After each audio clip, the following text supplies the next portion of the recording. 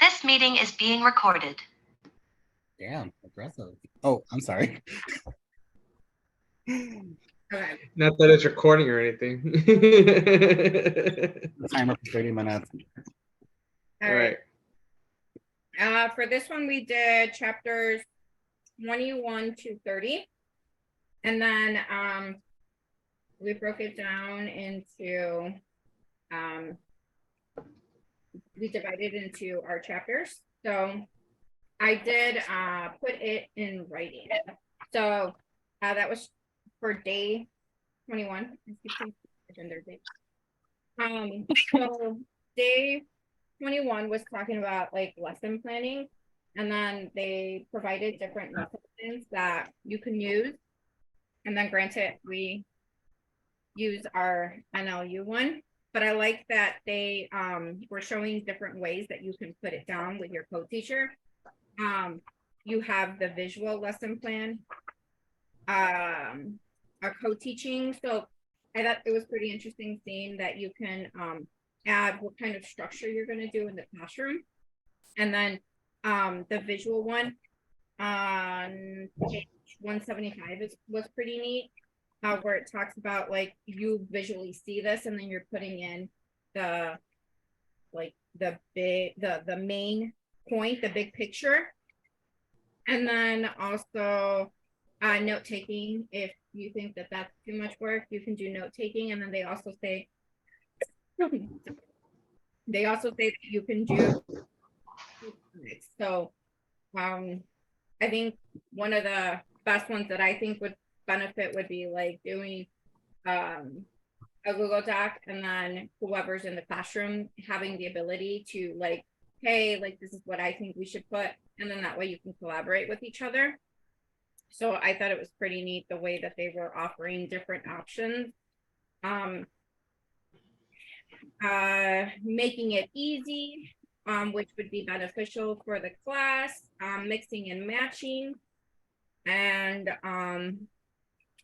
I think that was kind of, I don't know how we're going to do this. Are we going to talk about this? You could like, if you guys have any inputs, we could definitely like talk about it, Yeah. like real quick. Just because there's a lot of, I feel like these days are a little bit more to cover this time. Yeah. But yeah, I do like it to make it easy, just because you have like that side by side, and it leads into a good conversation of like, wait, why did you choose this, or vice versa, and then you just expand on that. I like having the structure on there because you know what roles people are going to be playing. Yeah, sometimes we don't know, and then we're gonna fight, and I'm like, and then like it's gonna be awkward. Yeah. Or you just assume someone else is gonna take care of something, and because of that, nobody did it. Yeah. Yeah. I really did like that. When I saw that, I was like, oh, that's something that I would have never considered like putting in there, because it also allows for the flexibility. Like, okay, so for this lesson, or even for part of this, you're gonna co-teach this way, and then the roles can be flipped. But at least you're coming in knowing what you're gonna do.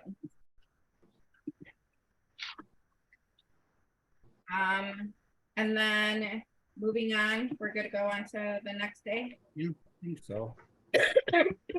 All right, so day 22 was teach the teacher. I like this one. I think we're all set in our ways of how we want to do things, and then especially their teachers, like they are like they know what works for them. And I feel like coming into a classroom when you're an assistant teacher, it's hard to like work with that. And I like how it's like, you know, you always need motivation and inspiration throughout the year. So sharing roles between each other, because I may be good at something and they may be good at something, and maybe I lack in what they're really good at. So like being able to feed off of each other, I think that was really nice to show like, hey, you know, this is what my strengths are, and then this is what I need. And then being able to see, oh, okay, like that, your need is like what I'm really good at. So maybe when we're teaching, you can watch me, and then it can help you And then I noticed that you're really good at this. So maybe you can do this in the classroom. That way I can learn a different way to do that because I'm not really good at that. I like that.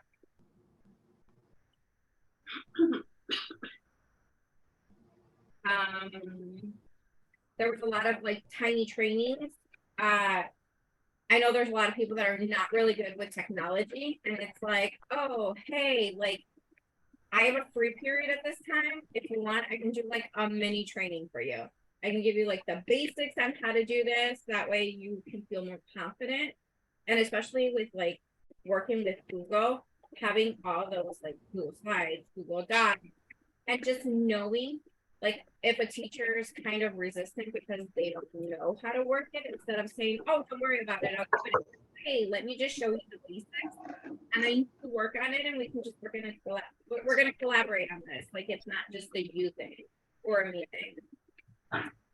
And then making sure what you know you're actually using it, but then you're also applying it.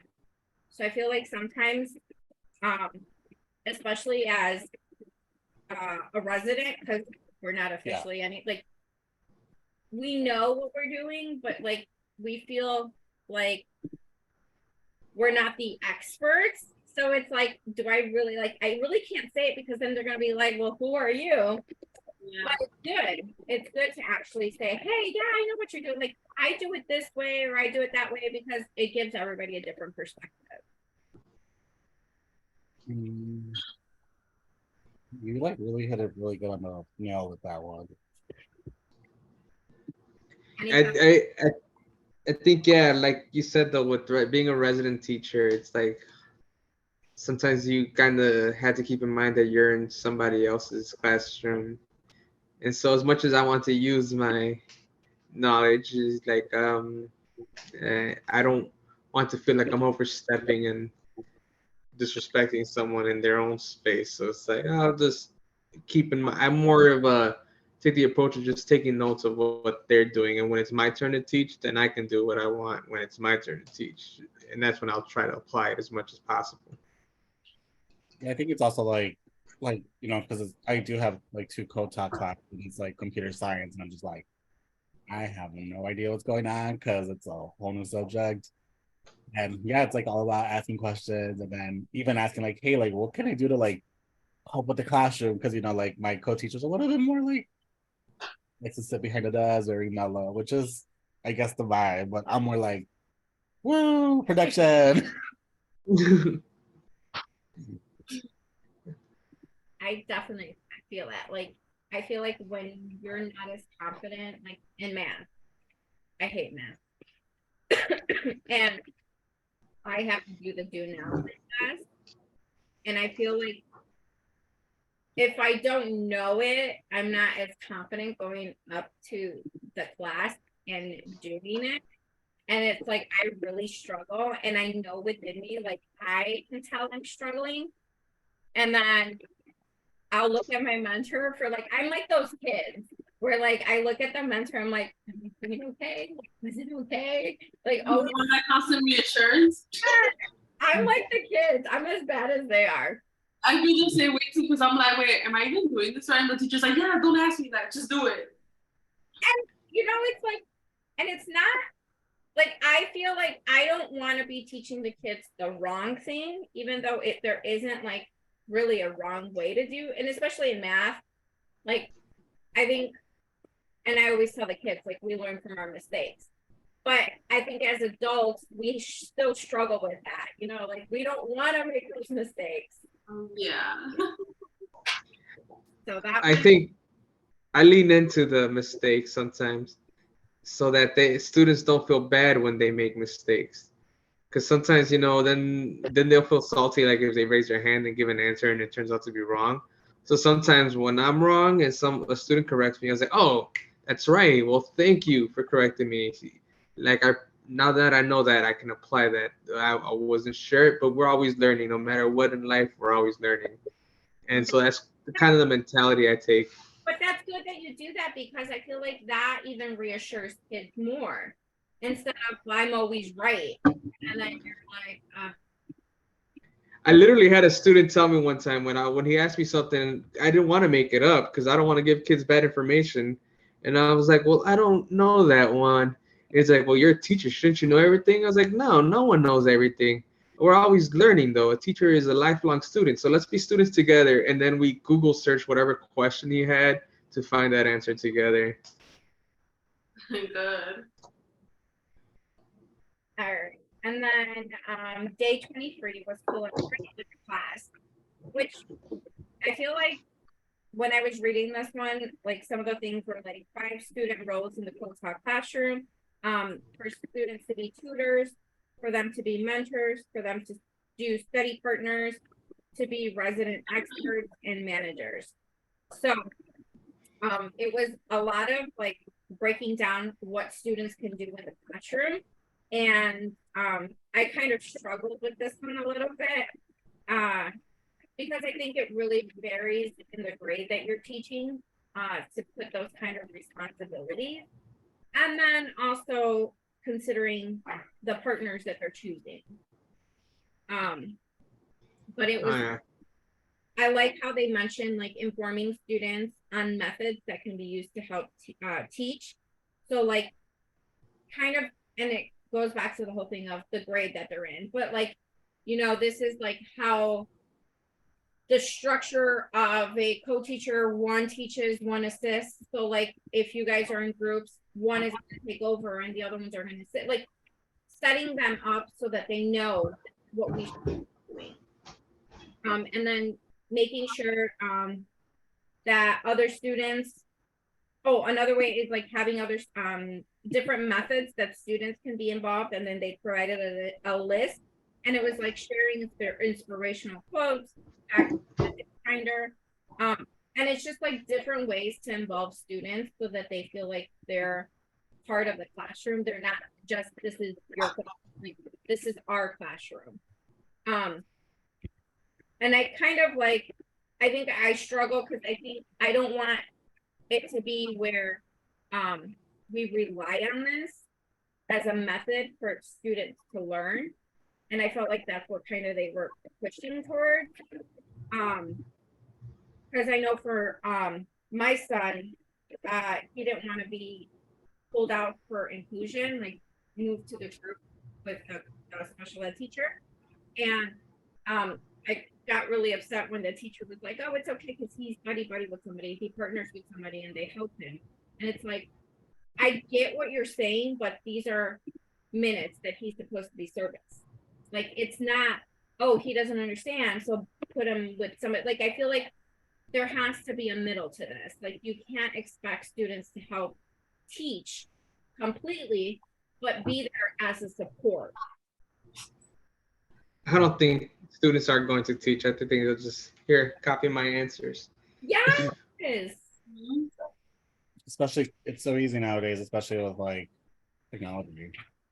Yeah. Well, I see a lot of blatant cheating in my classroom in my school.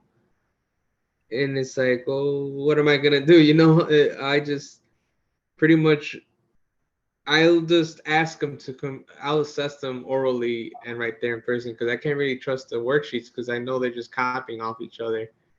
And so I was like, so how'd you get that answer? And then sort of like, did you copy off somebody?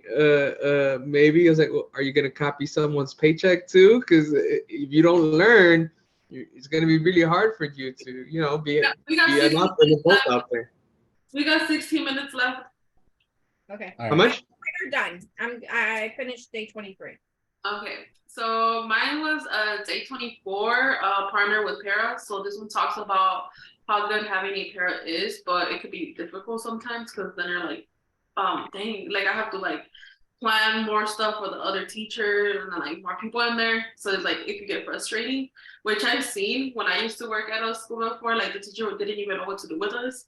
She'll be like, oh, they all came to work. Let's put them with these 2 kids, and then like she could take the other 2. Like they didn't even know. So it also says how there's no training on how to direct paraprofessionals. So that sucks. Because I remember like at my school, we were trying to like fight for that because we wanted it. Because like sometimes you don't know how to like, they don't even teach you how to like diaper change. Like they just throw you in there and like, oh, just clean this kid's butt, basically.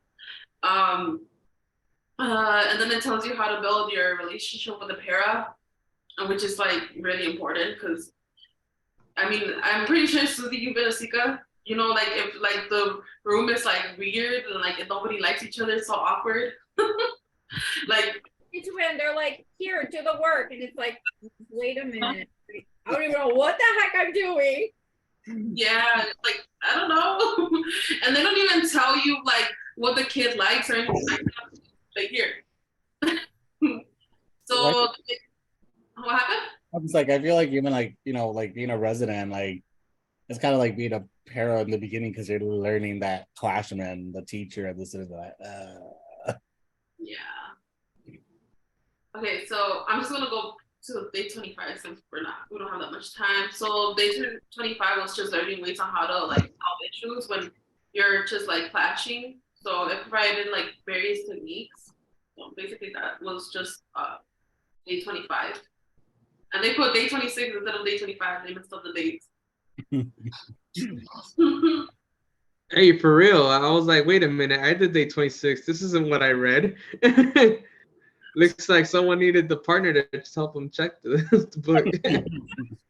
All right, I'm done. day 26, the sequel, is all about checking yourself, which they might have done on day 25. So it's about like checking how your relationship with your partner is going. How's the collaboration going? And it's talking about ways to assess it. That some people, they may use standardized tests, but it recommends other ways of assessing just to make sure you can check how the students are progressing, not just some of the students, but like the diverse learners as well. And also just to check how your relationship with your co-teacher is going. It says that you should you should conduct a review and look at the goals that you set on day 3, and share any data that you have, see how close you are to succeeding in those goals. What are some things that contributed to the success, and what are some things to consider or to make us changes on. It also recommends setting a new target, like evaluating everything you have, and then from there setting a new target of what you can do. You can use curriculum-based measurements. Make sure you check your students' IEP to make sure they're being supported effectively. It recommends using video recordings of your lessons so that you can once again self-assess. Interview colleagues, not the person you work with, but other colleagues you work around, and see who can give you the kind of feedback that you need that's usually constructive and encouraging. Talk to the families of your students to see if they can give you any feedback as well. Bring students to a focus group so that you can kind of assess what the students themselves think about how their learning is going and how the classroom is being run. And examine the checklist and the charts that you're maintaining. So see if you're keeping up with all the work that you claimed you're going to do. Day 27 is about teaching to learn. This was like, I agree that teaching sometimes helps you learn a subject better, but for some of the reasons that we expressed before, is that how I don't feel like I'm in a place to teach someone when it's my year 1 and there's like so many more experienced teachers out there, right? But it's telling that you can pretty much tell your story so that you can get a better understanding of of your own education philosophy and your own education practices, and welcome visitors to your classroom so that they can see how you teach. And then from there, you can like get some feedback of what's going well, what's not. It says to make sure when you have opportunities to take the time to teach someone by writing, to write it out, because this will help you flow through your philosophy, make sure your practices and have a better understanding of what it is you're doing. So it's basically overall just about how you can learn from teaching others. And the last one was the video recording again. And this one was just so that it can be used to model what co-teaching is. I feel like this would be something that this could be something that like, this would be very hard for me to do in practice. I don't feel like I'm in a place to tell someone how to do their job. I guess that's on the whole don't give unsolicited advice. It's kind of what it feels like to me. But yeah, that's day 27. What? 10 minutes left. San, you said? Yeah. Day 28. Oh, me, that's me. Hi. All right. So I did day 28, 29, 30. Day 28 is a little bit more like the heavy front loader. The chapter's called Bust That Rust. I don't know how I feel about that name, but sure. So it kind of starts off looking at like, as we're teaching. I think as like first year teachers, we're gonna kind of make that mistake where we're probably gonna take work home and kind of have that not that work-life balance, because we're trying to figure it out. Right now. But, but it's saying like, as co-teachers, like specifically for like day 28, it's like being able to like hold each other accountable and be like, hey, like, all right, we got enough of the lesson plan or the UNF plan, whatever. Like, it's okay to take a break, go home, unwind for the day. Um, and then as well as like if you're not knowledgeable in like in a specific subject, kind of going to like what Susie's earlier Dave talked about, like asking for questions. But this one specifically tells you to, like look at like, communities or like groups that are out there that could help you find those answers for like subjects that you're like, I don't know what I'm talking about. Like, for example, me, I'm over here YouTubing how to make a video game because I never done one in my life. It was pretty cool. And That's then cool. the one thing that I think that's super like funny or in this chapter that talks about is that, co-teaching is like a marriage. And things are not working, students could see that this partnership is not going to be the best and it'll be chaotic, but also being able to have that communication to make it work, and make it be successful. Day 21 is actually very just straightforward. It gives various different media outlets. So if you're like, okay, I want to, besides the book that we're reading, I want to learn more about like the co-teaching model. So it gives you some co-teaching models from like videos, media, library books, just like the different medias that are out there. And then day 30, we did it. It's kind of party. Woo. Hey, Dab. You know, how do we celebrate this? Gives different ideas, like celebrate with the students, teacher, throw pizza parties, like any little celebration we could think of. But that was like, my drop mic moment. Boom. Any, All right. you've seen that? Like, yeah. Any experiences based on like the days that we've been talking about? A lot of experiences. I've been seeing that name is distracting. I don't see a lot of new rituals being created. I think that's what the school needs right now because everything is just like, I don't know about your schools, but the vibe at my school feels very different right now. Like it's really hard to get students to learn, and then on top of that, we got these tests coming this next week, and report cards and spring breaks, and then all these field trip and school events, and it's a lot of things going on that makes it hard for consistency. That I don't really see a lot of assessments going on. I don't really see these things happening because it just seems like there's a bunch of other things happening all at the same time. But I also feel like I think us as like sped teachers, like we're always assessing. I don't know if you guys do, but I'm always constantly like looking at my students, be like, okay, what can I do the next day, or what can I do this day, or what can I change? You definitely have a point with like it's kind of hard, especially with like the field trips, testing, and I feel like students kind of check out like probably the week before spring break happens, or even 2 weeks before, and they're just kind of all over the place in the best way to say it. But yeah, but I think definitely having that co-teaching relationship is just important, which I have seen. We got 10 minutes left. Oh yeah, well no, sorry. No, like, 8, sorry. Yeah, so I don't know, especially like with me, like when I started my residency, it was 2 new teachers that never co-taught. So you have my mentor who's been doing this for like 14 years, and it's kind of like trying to meet them halfway, kind of like have those like meetings and be like, hey, like, what's your opinion? Like, you're the expertise in like civics, the social studies class, blah blah blah. So it's like, okay, like let's get your input, but then my mentor's like, well, think about it this way, just because he's done those subjects. But yeah, that's kind of like the experience I have with ProTap. The videos that we used for the PTA were kind of interesting. I got to see how much the students in the back are like just chatting, lip reading with each other, so like nonstop. Like eventually they even say hi to the camera and then they just continue like chatting to each other. I was like, should I even bring this up to them?